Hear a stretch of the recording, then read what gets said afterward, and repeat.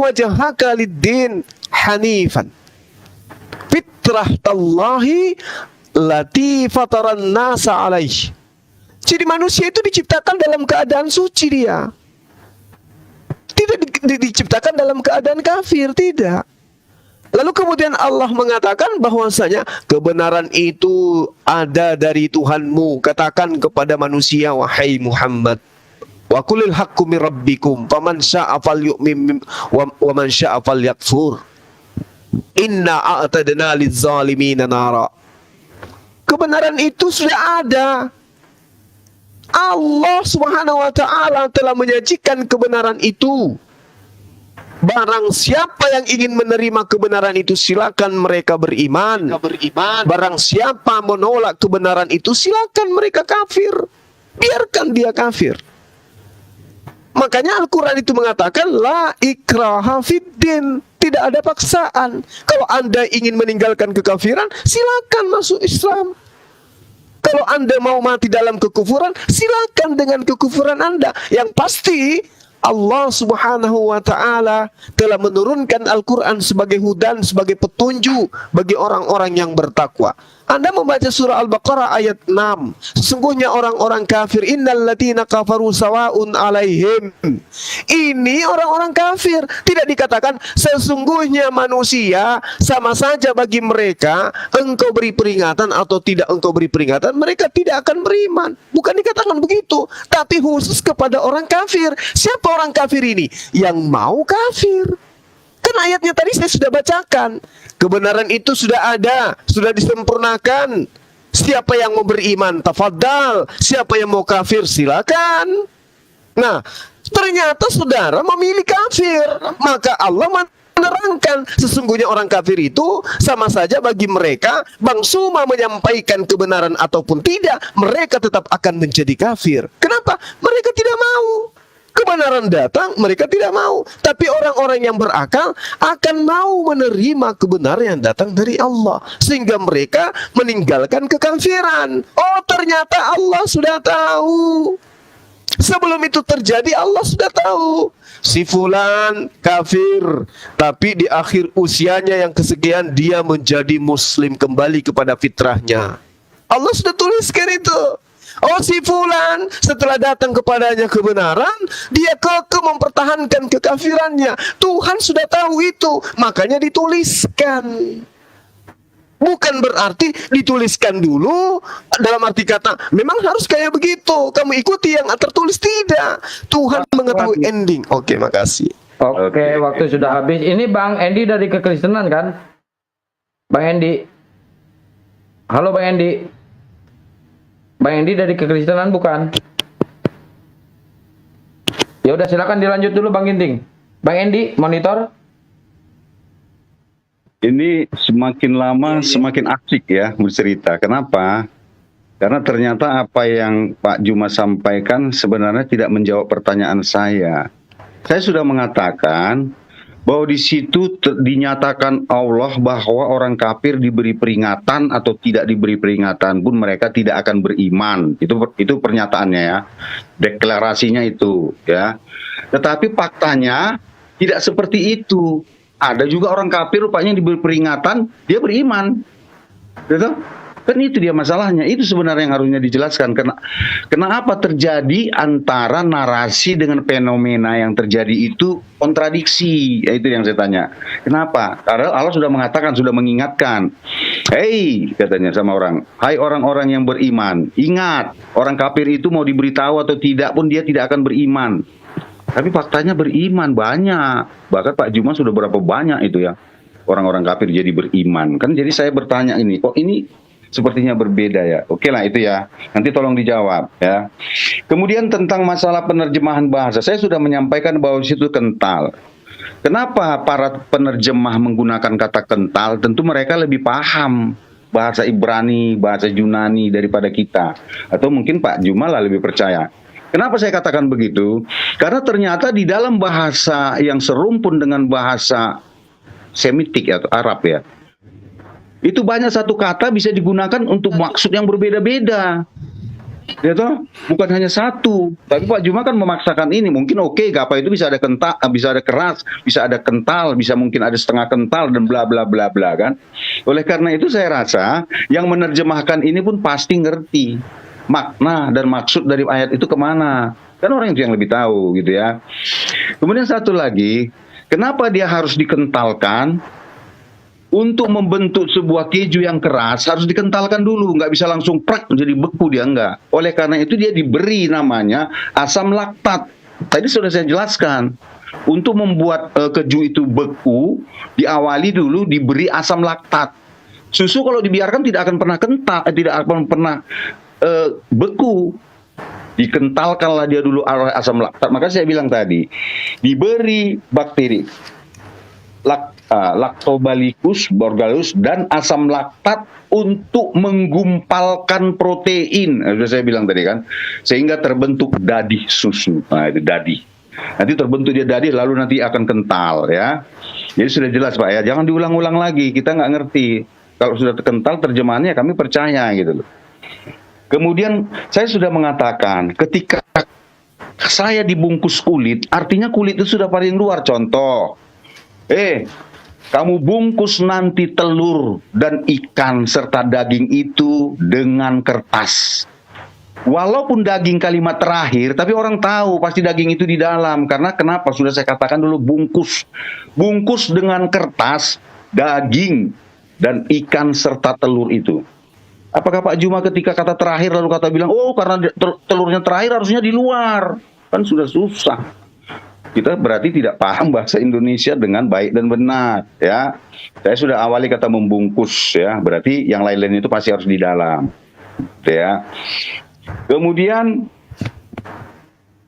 kafir diperingati ya, itu saja sebenarnya. Tapi memang banyak sebenarnya, ini saja karena belum terjawab ya, kenapa ada terjadi perbedaan padahal Tuhan sudah menyatakan jauh-jauh sebelumnya ya. Ini harus Bapak baca ini. Jauh-jauh sebelumnya Tuhan sudah mengatakan. Kenapa? Begini ya, salah satu contoh. Tapi ini tidak ada hubungannya ya ke Al-Quran ini. Tidak ada hubungannya ya. Kalau saya mengatakan bahwa air itu berwarna hitam, tahu-tahu ada yang menjadikannya kuning, saya anggap dia mempermalukan saya, sengaja mempermalukan saya gitu. Tapi ini nggak ada hubungannya ya. Kalau saya katakan bahwa cat itu sudah putih, lalu orang berusaha menghitamkannya, saya rasa dia ingin mempermalukan saya, tidak mendengarkan.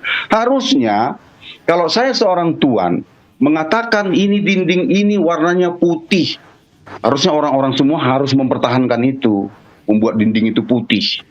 Oleh karena itu, kalau dikorelasikan dengan ini, ya ketika ada orang kafir harus dipertahankan, dia tetap menjadi kafir gitu. Bukan malah dirobah, sesuai berdasarkan Al-Baqarah 2 ayat 6. Kan perintah Allah itu.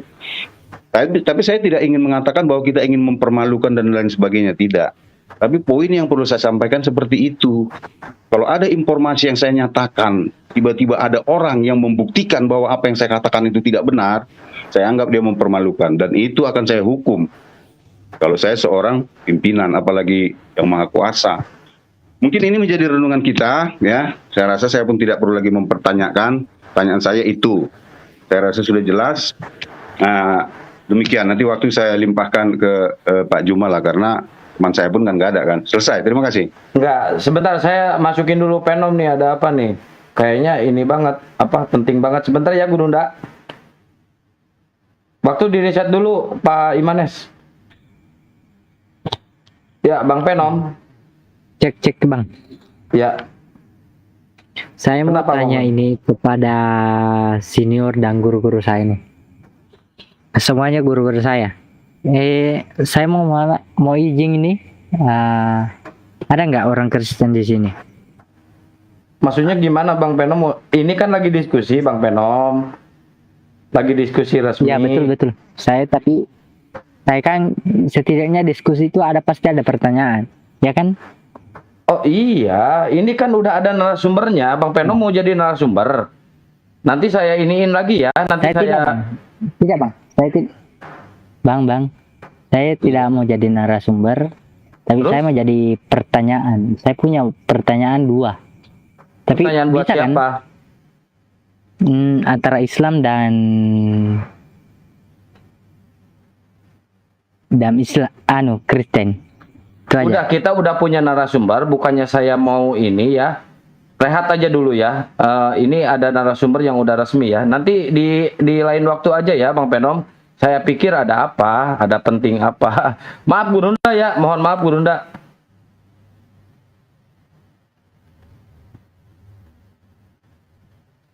Bisa dilanjut? Silakan nih. Oke, baik. Bentar ya, kawan. Saya naikin Kristen yang lain aja. Coba kawan-kawan yang muslim yang di bawah jika ingin mau bertanya, coba dilihat sesinya lah. Ini kan ada narasumbernya. Terus kita di sini pun lagi berdiskusi gitu. Coba jangan dirusak dulu acaranya sampai selesai. Jadi seperti itu ya. Lanjut. Oke, makasih, akhi. Jadi gini, terkait analogi yang Anda bangun, ya sesuai dengan Ayub tadi. Inilah kesalahannya. Harusnya sebelum dibungkus barang-barang itu, kemudian disatukan dulu. Jangan Anda bungkus sesuatu sementara yang harusnya yang harusnya ada di dalam bungkusan tergeletak di luar. Jadi kalau Anda mengatakan mengenakan kulit kepadaku, engkau mengenakan kulit kepadaku dan daging kepadaku serta menjalin aku dengan tulang dan urat.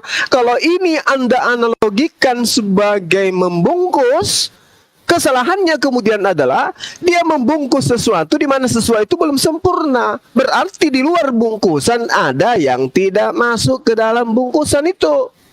Itu. Jadi saya rasa kita tinggalkan materi ini ya, karena saya lihat saudara tidak mampu kemudian untuk menjelaskan secara sains. Nah, kemudian ketika berbicara mengenai orang-orang kafir yang ada di dalam surah Al-Baqarah ayat 6, innal ladina kafaru sawaun alaihim a'anzartahum am lam tunzirhum la yu'minun. Posisinya ini orang kafir yang dimaksud di sini itu adalah orang kafir yang sama seperti saudara. Datang kebenaran kepada saudara, Anda tolak. Ini berkesesuaian dengan sebab ayat ini diwahyukan. Jadi ketika berbicara mengenai ayat Al-Quran, khususnya ayat 6 ini, atau ayat sampai kepada ayat ke-7 ini, khatamallahu ala qulubihim, Allah telah mengunci hati dan pendengaran mereka. Bahkan Allah mengatakan mengunci penglihatan mereka. Ya, ini kenapa? Karena mereka setelah datang kepadanya kebenaran, mereka tolak. Jadi ini berbicara tentang orang-orang Yahudi yang ada di Madinah pada saat itu. Bukan terhadap orang-orang yang mu'alaf. Bukan. Kalau orang-orang yang mu'alaf itu tadi yang ayat yang saya baca. Mereka mengetahui kebenaran itu sudah sempurna. Kebenaran itu sudah ada. Kebenaran itu sudah disediakan. Maka mereka memilih untuk menerima kebenaran itu. Maka mereka mu'alaf. Yang diceritakan di dalam surah Al-Baqarah ayat 6 itu adalah orang-orang Yahudi yang ada di kota Madinah. Yang walaupun diperingatkan, walaupun kemudian diajarkan, walaupun disampaikan dengan cara-cara yang hikmah, dengan cara-cara yang ahsan, dengan cara-cara yang baik, tapi mereka kemudian menolak, bahkan balik memerangi Rasulullah. Inilah yang diterangkan orang kafir seperti ini. Ketika diriwayatkan kemudian oleh Ibnu Jarir dan Ibnu Ishaq, ya dari Muhammad bin Abi Ikrimah, dari Sa'id bin Jubair, ini sudah sangat jelas dikatakan bahwa sumber cerita ini berasal dari Ibnu Abbas. Berarti yang diceritakan tentang Al-Baqarah ayat 6, ayat 7 asbabul nusulnya terkait dengan orang-orang kafir Yahudi yang ada di Madinah, bukan orang-orang kafir yang ada di Indonesia. Kalau orang-orang kafir yang ada di Indonesia yang masih mau mendengarkan apa yang disampaikan oleh Bang Suma, oleh teman-teman kita, guru saya, Akhi Yusuf, itu adalah orang-orang yang mau menerima kebenaran yang Allah sampaikan melalui baginda Rasul Muhammad sallallahu alaihi wasallam.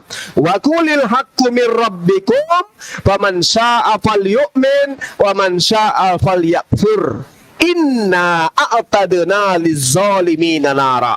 Nah, sekarang ayat ini mengatakan sesungguhnya Allah menyediakan neraka bagi orang-orang yang zalim. Siapa orang-orang yang zalim itu?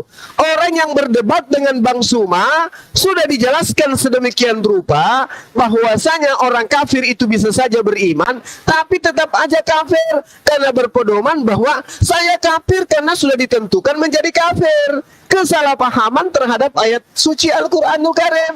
Padahal Al-Qur'annya dikatakan la ikraha fiddin.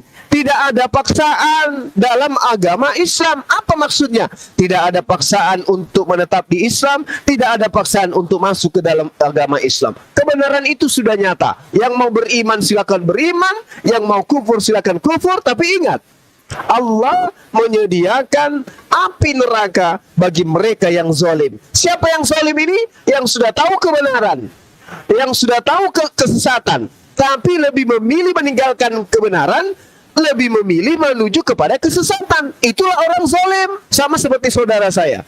Orang-orang beriman itu di dalam Al-Quran dikatakan mereka lah yang mewarisi Firdaus. Siapa orang beriman? Yang sholat, yang berzakat, yang berpuasa, dan seterusnya. Berarti umat Islam. Umat Islam mewarisi Jannatul Firdausi.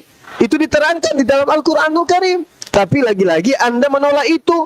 Anda lebih Anda lebih mengimani ajaran yang datang dari Roma, dari Yunani, yang mengajarkan bahwasanya manusia dikentalkan seperti keju. Itu yang Anda pilih. Sedangkan kebenaran Al-Quran sudah nyata bagi Anda. Jadi saya simpulkan, ketika dikatakan bahwasanya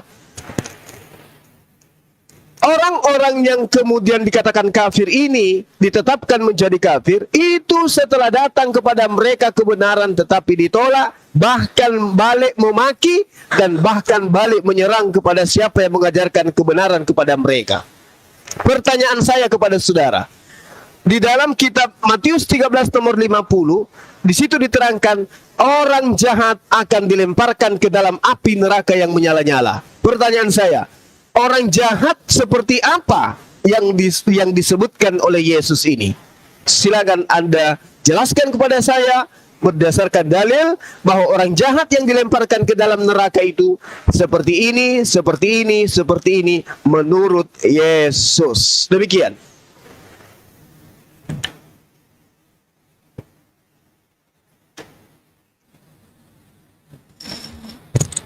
Silakan, anak Medan. Oke, sebentar saya apa dulu. Ini bentar. Kekristenen bukan? Kok ini Mana? tidur ya? Kok ada yang tidur ya?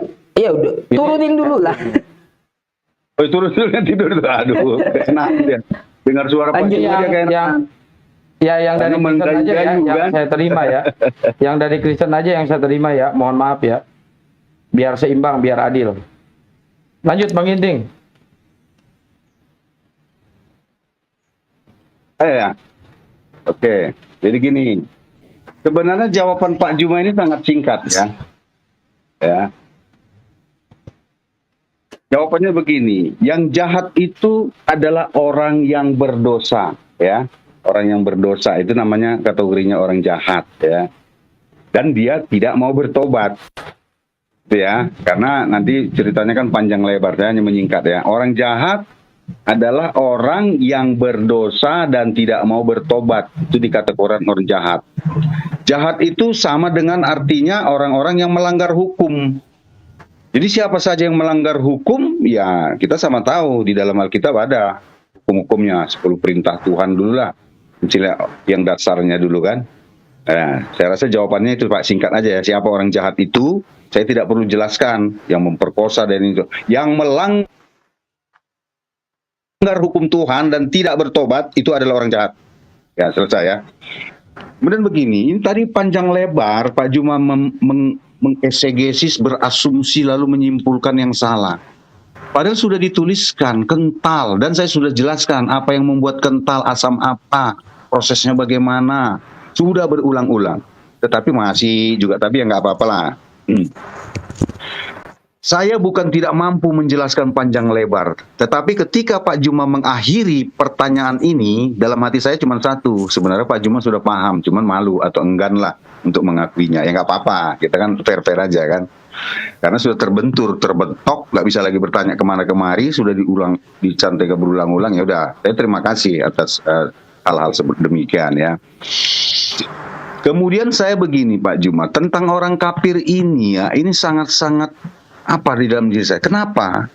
Karena yang saya pahami, saya yakini ya, ini saya yakini sampai sekarang bahwa Al-Quran berlaku untuk segala zaman.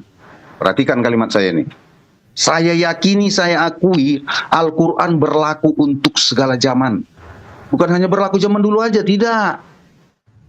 Tapi dan oleh karena itu di situ hanya disebutkan orang kafir, bukan kafir Quraisy, bukan kafir Israel, bukan kafir Yunani, tidak, orang kafir. Jangan Pak Juma diskreditkan menjadi orang kafir tertentu, ini namanya tidak fair. Kenapa? Orang kafir itu untuk segala zaman ada. Selagi Islam ada, orang kafir pasti ada. Kenapa? Karena kafir itu adalah orang-orang yang menentang Islam, kan itu kan. Kecuali nanti akhir zaman, mungkin nggak ada lagi orang kafir. Tapi saya tegaskan, selagi ada Islam, kafir pasti ada. Karena kalau semuanya udah Islam, ya sudah selesai dunia nih, kiamat kan. Begitulah, itu penjelasan saya bukan apa. Oleh karena itu, makanya kata kafir ini digunakan untuk terus-menerus. Karena dia berlaku untuk segala zaman. Tapi lagi-lagi, Pak Juma membatasi ya kuasa Allah itu. Saya sangat sedih sekali nih, ya. Terus terang aja, saya sangat sedih ketika Pak Juma sendiri sepertinya membatasi ya gerak Al-Quran itu sendiri. Ya. Saya rasa sudah sangat jelas Pak Juma ya. Tapi kalau Pak Juma sudah tidak, saya tanya lagi pun nanti enggak apa ya. Tapi saya sudah jelaskan tadi, orang jahat itu adalah orang yang berbuat dosa dan tidak mau bertobat. Itu namanya orang jahat. Tetapi kalau dia berdosa kemudian mengakui dosanya, jangankan kita, pelacur sekalipun akan dimasukkan ke dalam kerajaan surga lebih dulu dari saya ya. Gitu dia. Bahkan pemungut cukai juga bisa lebih dulu masuk surga daripada saya. Walaupun saya tidak menjadi pelacur, tapi ketika dia mendengarkan lebih cepat, maka dia akan duluan. Oleh karena itu ya, itu adalah hal-hal yang sangat perlu disampaikan kepada kita semua gitu ya. Kemudian, tapi sudahlah itulah. Tapi keju sudah ya, sudah selesai tadi. Kemudian membungkus ya, saya sudah mengulang kali Pak Juma ya. Membungkus, ada sebuah kalimat yang bisa kita ucapkan, bungkus itu. Walaupun kata bungkus itu diawali yang pertama, tetapi bukan berarti dia itu nanti di dalam, tidak. Karena ini kan penggunaan kalimat, diksi ya, kata-kata. Aku dibungkus, artinya ya kalau dia dibungkus dengan apa dibungkus? Kulit, berarti kulit itu paling luar gitu loh. Tidak ada lagi yang lain. Ya toh? Seharusnya kan kita memahaminya seperti itu dia, jadinya enak gitu. Tapi kalau Pak Juma mengatakan bungkus tapi di luarnya itu ada lagi pembungkus, itu nanti bukan bungkus gitu. Saya sebenarnya sudah habis apa yang mau saya sampaikan, cuma saya lihat waktunya, tapi ya udahlah. Saya akhiri aja karena panjang lebar. Oke, nggak apa-apa Bang Ginting, nanti habis ini langsung sesi TikTok aja ya, biar apa? Oh ya, Red Mamba, Red Mamba ini dari Kristen bukan nih, Red Mamba. Red Mamba. Halo. Red Mamba Ya, dari Kristen, Pak. Ya Bang, Kristen Bang. Oke. Oke, silakan kalau mau menambahkan silakan. Sebentar dulu. Shalom Red Mamba. Shalom Bang. Selamat Oke. malam. Silakan kalau abang mau bernarasi 1 menit nggak apa-apa. Itu ada waktu kita 1 menit 38 detik. Kita perkenalan atau apalah terserah. Oke Bang. Jadi sedikit saja saya tambahkan dari Dikeraskan suaranya Bang. Sedikit saja saya tambahkan Bang, yang pertanyaan Bang Zuma, orang jahat seperti apa dalam versi Yesus. Jadi semua ajaran yang Yesus berikan itu baik, tidak ada yang jahat, tidak ada yang buruk. Semua itu dari perintah Allah. Jadi kenapa dia diturunkan ke dunia? Karena dia rasa dunia sudah penuh dengan dosa. Dosa itu adalah kejahatan, dan kejahatan itu adalah dosa, dan upah dosa itu adalah maut. Jadi tidak ada negosiasi bahwa jahat itu seperti apa. Jahat itu ya dosa. Kemudian kenapa kita bilang ada dosa, ada kebenaran? Sama seperti saat ini, bahwa ada undang-undang, ada yang melanggar. Orang yang melanggar itu seperti yang Bang Ginting tadi ucapkan. Nah, itulah orang yang pendosa, artinya penjahat itu. Jadi berdasar pada 10 hukum. Oke, itu aja.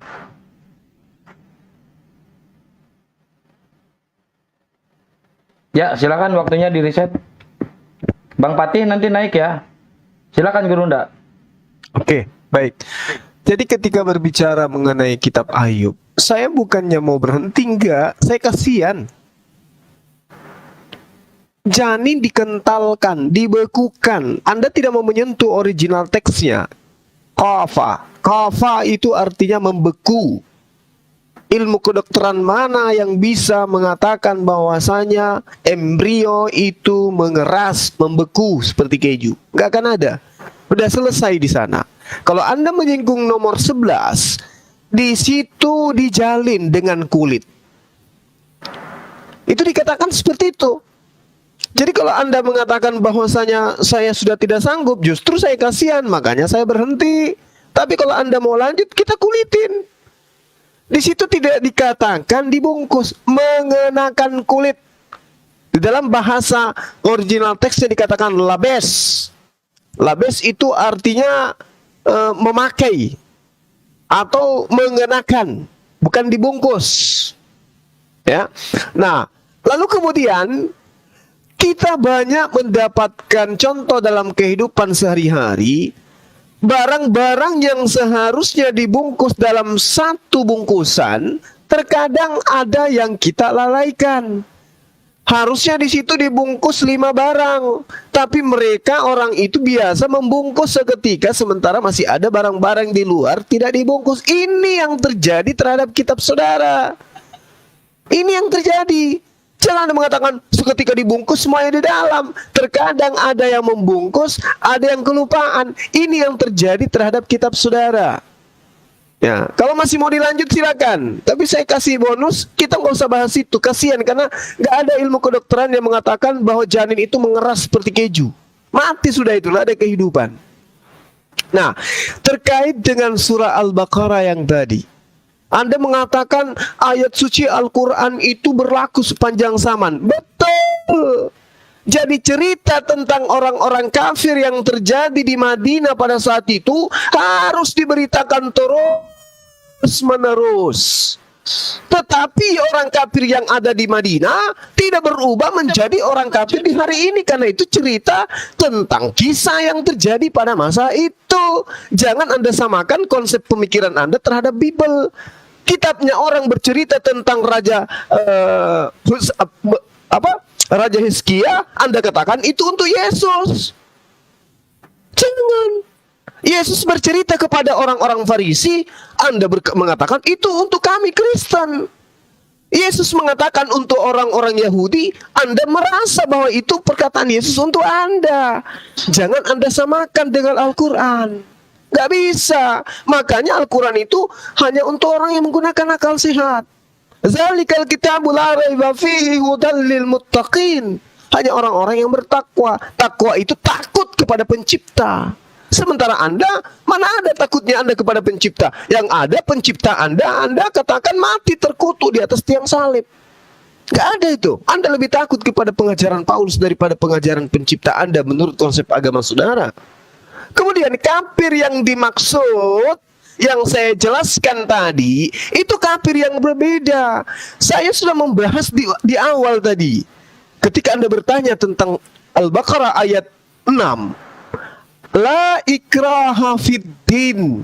Katabayyana rusydu minal ghayy. Faman yakfur bit-taghut wa yu'min billah faqad istamsaka bil ur. Ini sangat jelas ini. Jadi tidak ada keraguan, maka sungguh ia telah berpegang teguh pada tali yang sangat kuat dan tidak akan putus. Ini yang diterangkan oleh Al-Quran.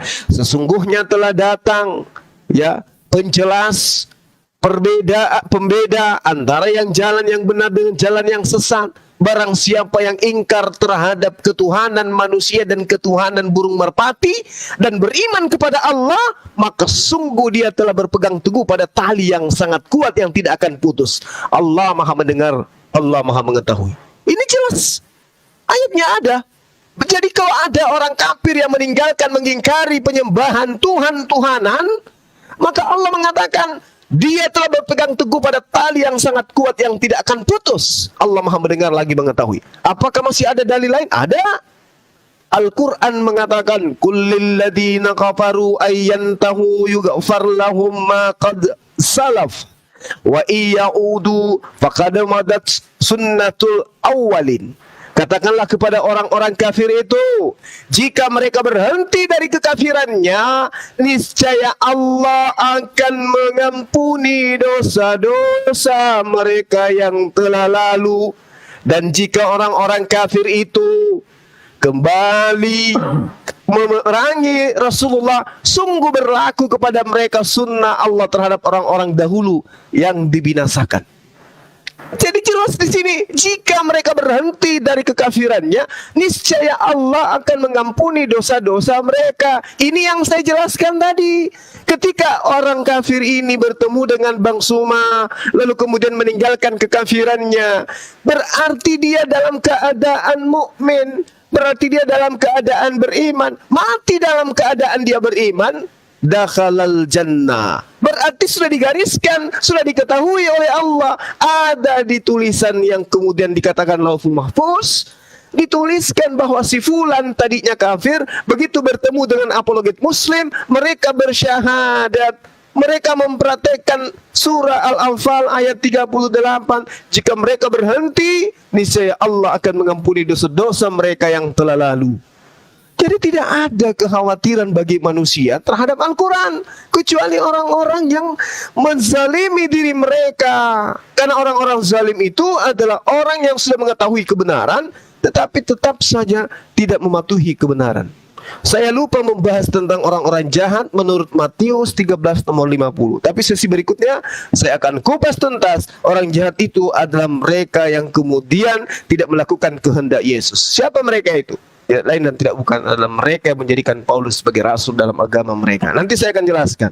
Silakan. Gurunda, minta Ya. waktu 1 menit ya sebelum Gurunda nanti. Oke. Karena yang dijelaskan Pak Ginting tadi saya janggal juga gitu. Silakan biar mereka jawab Akhi. dulu. Terima kasih Akhi, Anda antum membantu saya. Silakan. Ya, ini ada temannya ini, Bang Ginting, Bang Pelik. Selamat malam, Bang Pelik. Bang Pelik. Nanti Iya, Bang Ginting kita sama 2 lawan 2. Silakan. Bang Ginting, Bang anak Medan. Lupa kalau Bang Oke. Ginting Semua Ginting nggak jawab lagi ya. nggak jawab Udah ya. anak Medan. Udah ganti nama. Padahal udah gagah-gagahan supaya nanti orang tahu aku di Medan, tetapi tepatnya di Pasaman. Tanjung Morawa. Lewat Tanjung Morawa lewat lagi kalau dari Medan. Udah jangan ngobrol. Oke, Bang sip ya, Pelik ya, gini. Bang anak Medan ya. Oke, saya ambil 3 menit. Itu kan 7 menit. Nanti Bang Pelik 4 menit. Gini, saya sangat heran sudah berulang kali saya gunakan kata yang diterjemahkan itu mengental. Tetapi Pak Juma mengatakan mengatakan membeku. Ini saya heran ini. Kita harus fair lah, kita terima. Contoh ketika Pak Juma mengatakan tadi bahwa kami itu adalah tunggal, ya kami nggak protes. Ya toh, tapi Pak Juma ketika dijelaskan bahwa ada tertulis di situ masih juga ngotot. Ini sebenarnya menurut saya nggak fair ya, nggak fair karena ngotot-ngototan. Kita kan di sini bukan ngotot-ngototan. Kita di sini memberikan edukasi, menyampaikan informasi biar netizen yang menilai, gitu loh. Kemudian berlaku itu sangat berbeda dengan diberitakan, ya. Al-Quran diberitakan dan berlaku. Itu beda itu. Makanya saya yakin Al-Quran itu berlaku, bukan hanya diberitakan saja, tapi berlaku. Oleh karena itu berlaku untuk orang kafir. Kafir mana? Ya kafir sampai akhir zaman. Tapi oke lah, kalau Pak Juma sudah mengatakan itu, berarti Pak Juma lebih paham ya. Lebih paham daripada, karena maksud saya kafir yang ini adalah seperti ini. Katanya tadi aku dengar itu, ya udahlah kalau maksudnya seperti itu kita nggak bisa lagi bicara. Hizkia ya. Itu tentu berhubungan dengan Yesaya 9 ayat 5 ya. Bahkan Pak Juma pernah ya terceplos mengatakan bahwa itu merujuk kepada Nabi Muhammad. Oleh karena itu nggak usahlah kita bahas ya. Kita abaikan aja lah itu. Ya.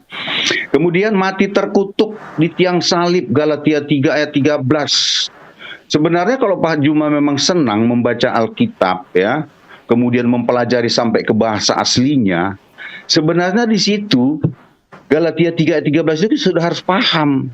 Dia itu mati terkutuk, tapi di situ bukan menjadi kutuk, tapi menanggungkan kutuk. Karena katanya kalau nggak salah entah apa itu, saya lupa, pernah saya catat, nanti bisa diaplikasi. Bahasa aslinya sebenarnya dia itu ya menanggungkan kutuk, ya kan? Menanggungkan kutuk.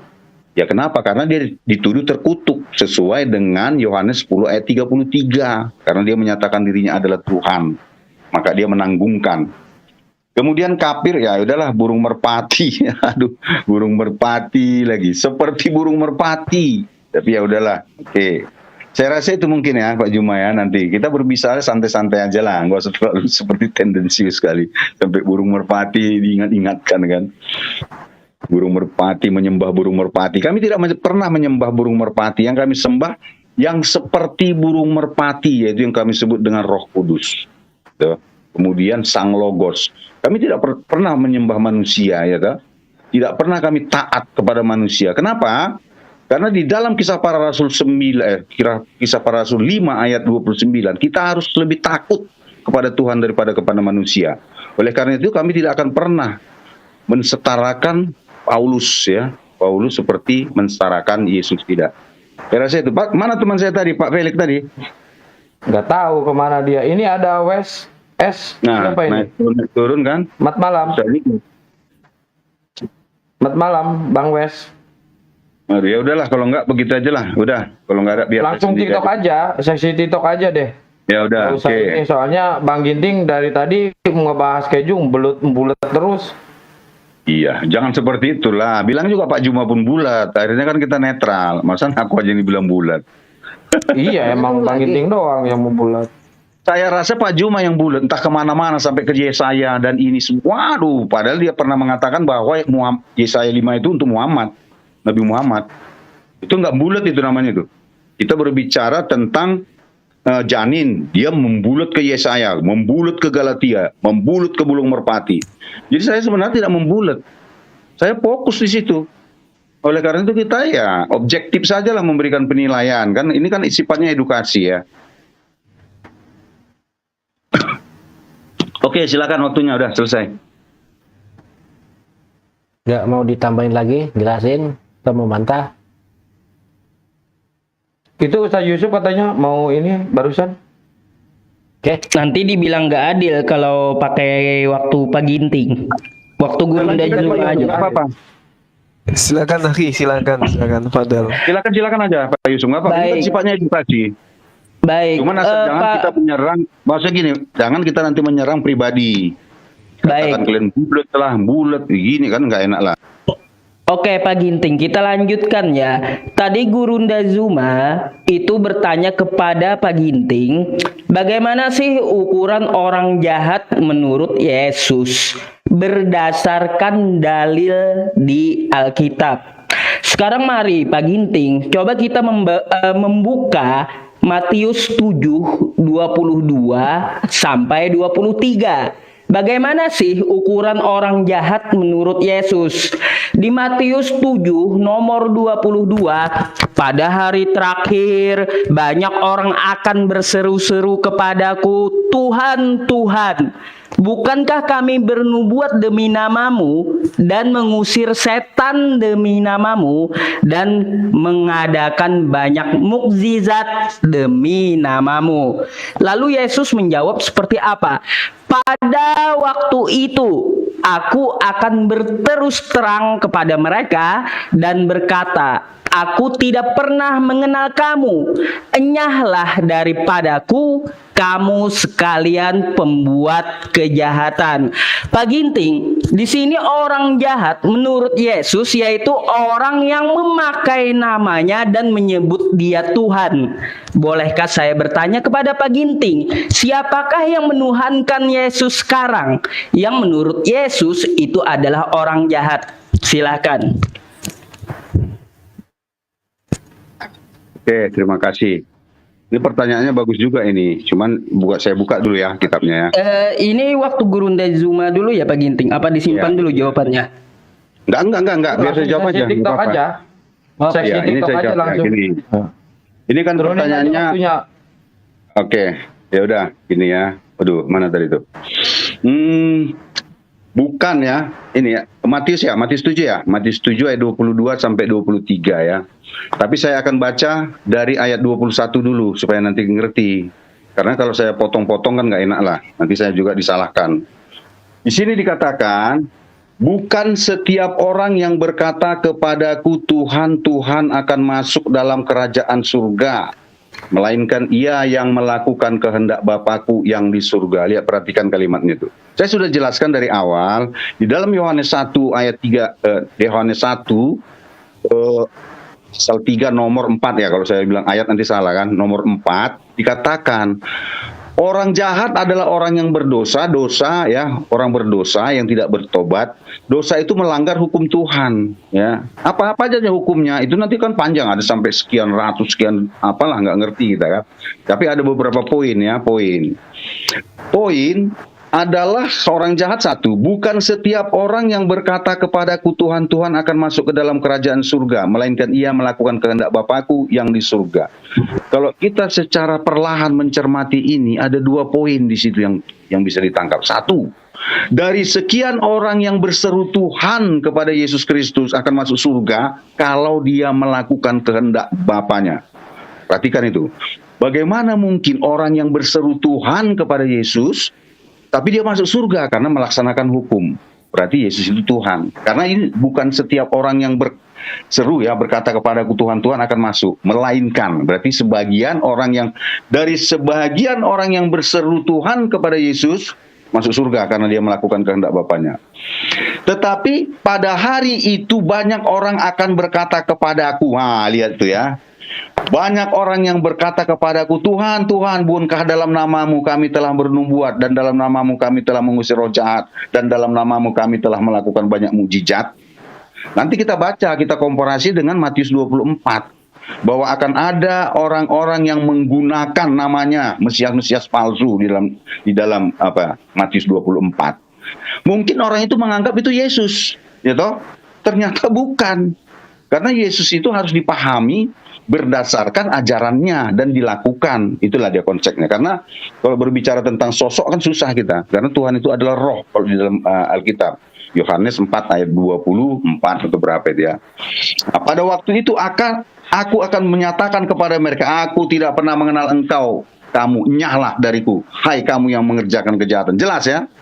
Yesus tidak pernah mengenal karena orang yang mengaku bertemu dengan Yesus itu ternyata dia bertemu dengan Mesias-Mesias palsu. Saya rasa begitu Pak penjelasannya. Makanya dikatakan, aku tidak mengenal engkau. Karena orang itu nggak pernah datang sesungguhnya kepada Yesus. Tetapi ternyata ya, bahwa iblis pun memiliki kekuatan dahsyat melakukan banyak keajaiban-keajaiban. Oleh karena itu, kalau saya ingin menjelaskan tentang memahami tentang Tuhan, yang pertama saya harus melihat ajarannya. Apakah ajarannya berdasarkan keadilan, kasih, dan kesetiaan? Kalau itu diajarkannya, saya yakin itulah berasal daripada Tuhan. Saya tidak berdasarkan mukjizat, tapi ajaran. Dan itulah yang saya temukan di dalam Kristen. Contoh, di dalam kekristenan, keadilan, kesetiaan, dan kasih itu sangat diutamakan. Contohnya di keluarga lah, lembaga masyarakat terendah itu kan keluarga. Kami dilarang istilahnya menduakan istri, demikian juga istri dilarang menduakan suaminya karena kami setia, kasih dan adil. Selain kalau saya tidak boleh menduakan, kalau istri tidak boleh menduakan suaminya, saya juga harus berlaku adil, tidak boleh menduakan istri saya.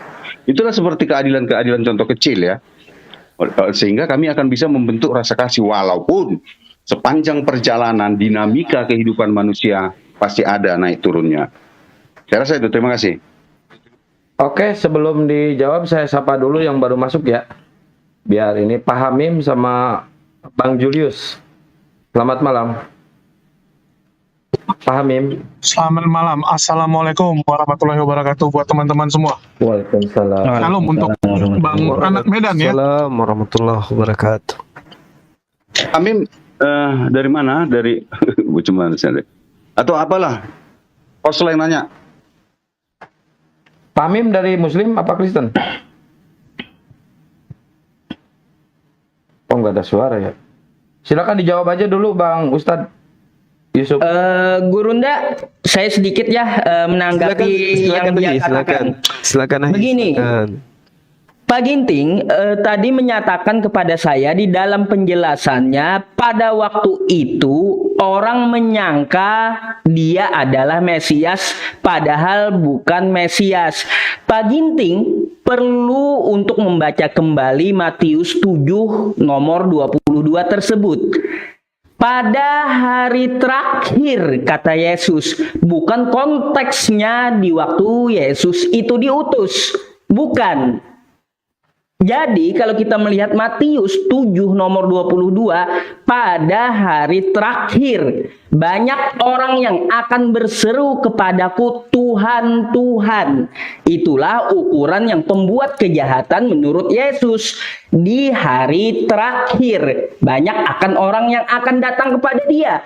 Nah, konteks di sini adalah hari akhir, bukan sewaktu di zaman Yesus itu hidup. Di hari terakhir, orang yang datang, yang menuhankan Yesus itu siapa saja? Itulah yang saya tanyakan gitu loh.